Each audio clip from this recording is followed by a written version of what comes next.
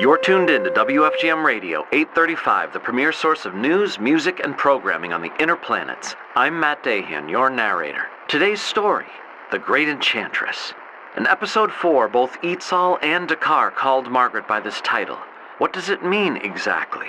We've seen people from the Blazing World exhibit different kinds of magic throughout our series, but this seems like a big deal. There are 7 classifications of magic, also known as magic ways, that people from the Blazing World can possess. Radiance, perception, protection, illusion, healing, movement, and transformation. Radiance is the only magic way that everyone from the Blazing World gets.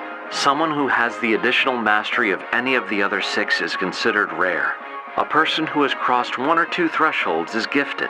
3 or 4, that person is formidable. Someone who has crossed more than that is something else. The Blazing World is a utopia in many ways, but core elements of its existence, including the origin of its magic, remains unknown. So they look to the stars, they follow the science, they examine and analyze. Generations have searched for the source of their gifts.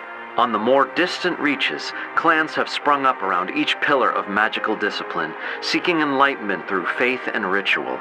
No matter what extreme, however, they all share one belief. It's been prophesied that someday, someone with possession of every magic way will be able to commune with those who brought magic to their world. When we first met Margaret, the only magic we were considering existed in the pages of the Stratford's moon hoax. Since then, magic ways have accumulated. In Episode 1, Margaret exhibits radiance, with light cascading from her arms.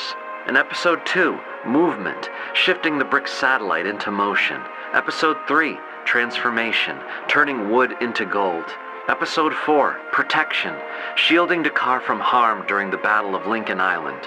Utilizing the information we've gathered along the way, could these be the trappings of a great enchantress? To inquire about our origin is the natural course of any forward-thinking society.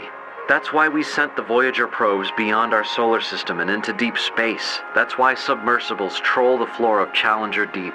It's one of the most worthy pursuits imaginable, to discover how one fits into the tapestry of existence.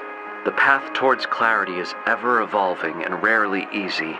How large is this tapestry, really? In Pulp 5, we will follow our thread towards the answer.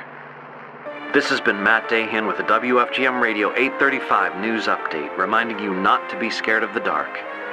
That's where the dreaming starts.